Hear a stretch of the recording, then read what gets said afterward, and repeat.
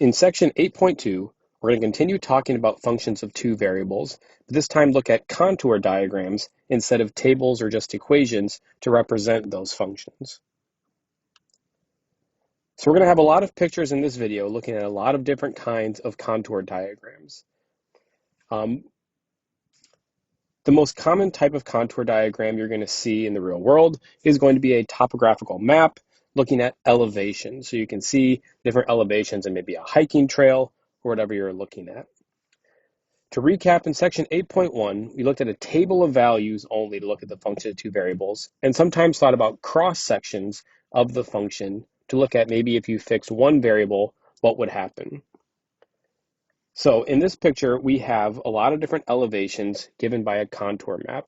The curves on this picture are called contours, and for a given elevation like 8,800 feet, the curve corresponding to that represents all points on the map that are exactly 8,800 feet elevation. So let's take a second and let's trace this contour in this map. So 8,800 is going to be given by that value right there, 8,800. And when we draw that curve, we're just going to trace that whole curve around in this picture.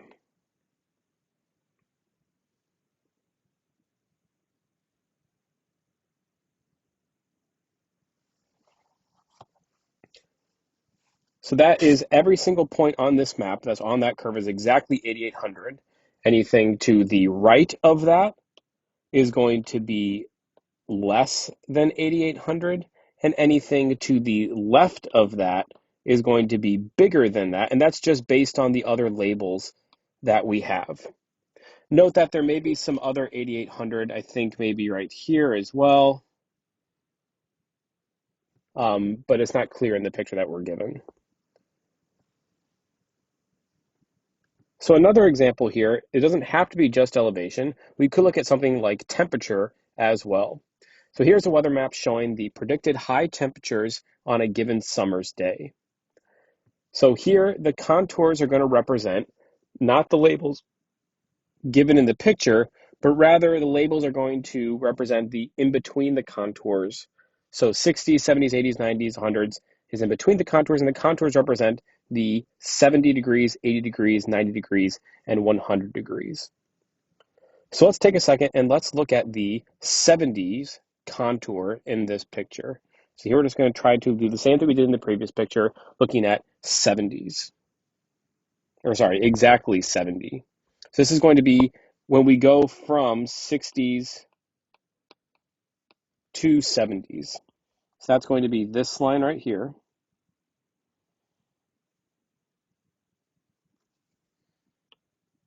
That changes from 60s to 70s. And also this line as well. This goes from 70s to 60s. And that would be all in this map. We could do similar things for 80, 90, and 100 in this map as well. To try to understand this map, let's look at the predicted high temperature in the following locations. So the first location we're going to look at is Rhode Island. So Rhode Island is going to be right about there. And if we see it's going to be in the 70s, we know that, but we can do better than just say it's going to be in the 70s. 70s is the label we can see for Rhode Island right there. We know that it is going to be very close. It's going to be very close to the border between the 70s and 80s. This is the 80-degree line because it's separating 70s and 80s. It's going to be very close to that, so maybe we could guess this is going to be maybe 79 or 78 degrees. Let's do a similar thing for Chicago, Illinois. So Chicago is going to be right about there, and that is going to be exactly on the contour. And again, this is the contour that is separating the 70s and 80s. So that means that this is going to be equal to 80 degrees in Chicago, Illinois, because it lands exactly on that contour. And another one, let's look at New Orleans, which is going to be about there. New Orleans, Louisiana, is going to be very close to this contour. And that is the contour that is separating the 80s and the 90s. That's going to be the 90-degree contour line. Note that that 90-degree contour line kind of also extends over there, as well as there as well. Since it's very, very close to that, it's going to be very close to 90, so maybe 89 degrees, but it is in the 80s. So that's one way that we can kind of read this map. Note that this is a good thing to look at some terminology. We're not going to use this very much in this course, but these contour lines are specifically called isotherms. And you may encounter terminology like this for specific examples. Iso means the same. Therm means that we have temperatures here. So this is like a line that represents the same temperature all the way throughout. All right, another example. We're going to do a lot of different things with different elevations. So let's look at some key characteristics of contours. The more contours you have, the more accurate depiction of the function we can get. If we go back to the previous page for a second, if we had lines that represented 65 and 75 and 85, in fact, if you had lines that represented every single integer temperature, you could get a much better reading of exactly what is the temperature in something like Topeka. We know that contours that are close together signify a quick change in temperature or elevation or whatever we're looking at. For topographical maps, this means that the terrain is going to be steep. And contours that are far apart signify that there's not a lot of change going on. So for topographical maps, this would mean that the terrain is flat. So here's a little quick diagram we can see of different hills and mountains and what the topographical map would look like. Note that the taller that we have the peak, the more kind of circles we're going to have inside those contour lines because they represent the higher elevation. So in this first picture, we can see on this right-hand side that has more lines because we're increasing elevation in even more than the left-hand side. Some good things to kind of see here, though, are this picture down here. We can see that it is very steep on the left-hand side.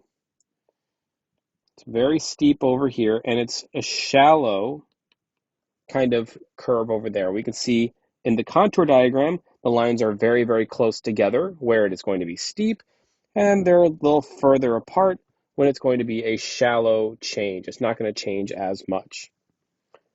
We can also see that if there's no contours, you might have kind of this flat region here, and that would correspond to maybe this valley in between two mountains, right? There's no change happening. And if you had a topographical map of a place that has no change in elevation, there would be no contour lines because it does signify some kind of thing of change.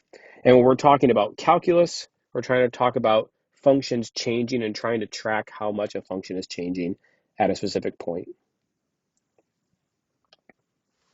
So here's another picture of this contour map in regards to elevation. So we may all try to gravitate toward this first picture when we're trying to understand this map, but there are some limitations to this first picture, the top part of this up here.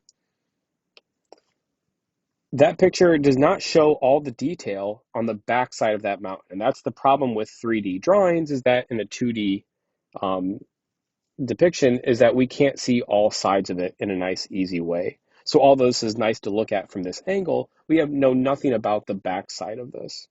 But when we put it onto the contour diagram, we can see all of the information given that we need. We just have to be able to analyze it. So another little example here, we have some contour diagrams. This is going to give us three different hills or valleys here. And note that the contour diagrams are labeled in this case. We have 11, 6, 1 up here, 3 and a 1, -3, -1. The -3 is going to correspond to a negative elevation. In this case, that's going to correspond to the valley in that picture. And the opposite of that valley kind of thing, the polar opposite of it, would be the little hill there. We have a height of 1 and 3. And then, of course, the bigger hill has bigger heights, and we have more contour lines that are closer together, representing the steep angle of that. Also note that there's another contour here, this 0 contour, because that's going to be all the points in this plane that represent 0 elevation.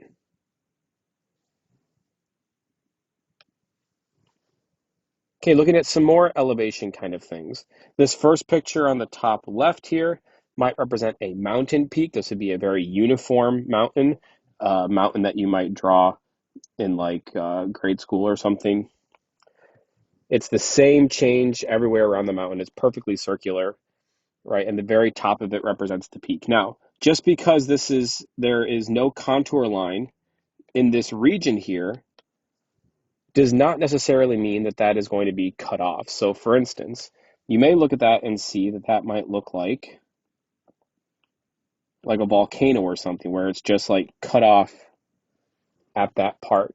However, what it means is that the tip of that elevation is less than 600 feet because there's no extra contour for 600 feet there. And if we had more contours, then we could maybe draw more lines in between. We would see that it's not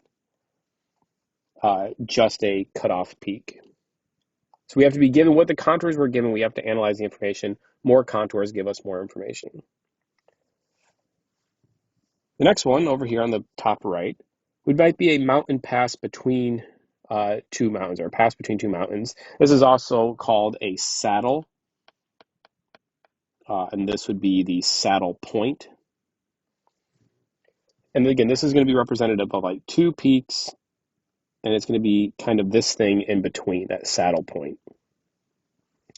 You can see that the elevations go up. As we go over here, that's representing going up on those two sides of the mountain. And they go down as we go north to south, and that's because we're going kind of like down the back sides of those mountains, or kind of going down the mountain in those cases. So it's a confluence of things going up and down. If you look at one direction here, if you look at just the east-west direction, the function may look like this. And if you look at the north-south direction, the function would look like that. And kind of putting it together, that creates something called a saddle point, and we'll look at that later in this chapter. The bottom left here is a long valley, right? This would be kind of like a trough in some ways. It's 200 on the sides, and you go down and you get 100 and maybe a little bit less right in the middle. And then it's good to note this last one on the bottom right is an impossible contour line, because if you think about this middle point right here, this point would have to be 100 and 200 feet elevation at the exact same time.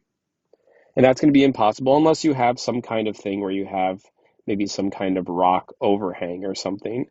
And maybe you have two different elevations at that point. But we're going to not think about stuff as difficult as that.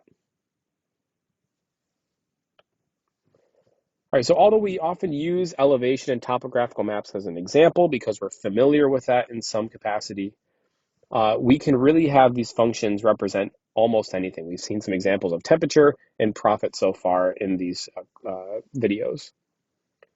So the height of the function, in this case, we're going to look about the z value. So this function right here might be z equals that big thing with x and y is a function of x and y. We think about the z-axis. We're thinking about 3D, right? And that z can represent pretty much any characteristic that we want to think about. We're going to try to look at a lot of different examples in this section and going forward that we see all the different things that we could do. Note that this is a picture of a two variable function. The actual function itself is a 3D object. And we can represent that with contour diagrams. And another way to do that without the actual contour diagrams is to use colors. So in this picture, the colors are sort of the contour lines. You can see that a deep blue is going to be the lowest elevation or temperature or profit that you're looking at. The red is going to be the highest, and it kind of gives you everything in between. So for instance, if you think about the yellow here, you can kind of make a little contour in some capacity of that yellow line. And you could have everything else in between. At this moment, we're not going to be looking at functions and surfaces like this. We're still going to be thinking about just contour diagrams. So another thing we're going to do with contour diagrams is find the actual equation of those contour diagrams. That is, we're going to be looking at things algebraically. So remember that a contour diagram is going to be all of the points that have a certain characteristic. If we think about elevation and topographical maps, a contour might be all the points with an elevation is 1,000 feet. And you can set your elevation function, whatever it is, equal to 1,000, which would give you a curve in 2D space that you could represent as that contour. So let's do an example of that very quickly, and we'll see some others in the next video. Consider the revenue function, r equal to 350x plus 250y. This is a function of two variables, x and y. The revenue depends on two different things, maybe two different things that you're selling. On the left here is a picture of the actual 2D function, this 3D object, this plane in 3D space. And then on the right are the contours for 4,000, 8,000, 12,000, and 6,000, 16,000. And I want to make clear that this line here, the 16,000, is a line y equals mx plus b, and that line is 350x plus 250y equals 16,000. And that is a line, y equals mx plus b, given in standard form of that line. Whereas this 12,000 line would be 350x plus 250y equals 12,000. We are setting the revenue equal to certain values and then finding the curve in 2D space to write those down. And we'll do an example of that in the next video.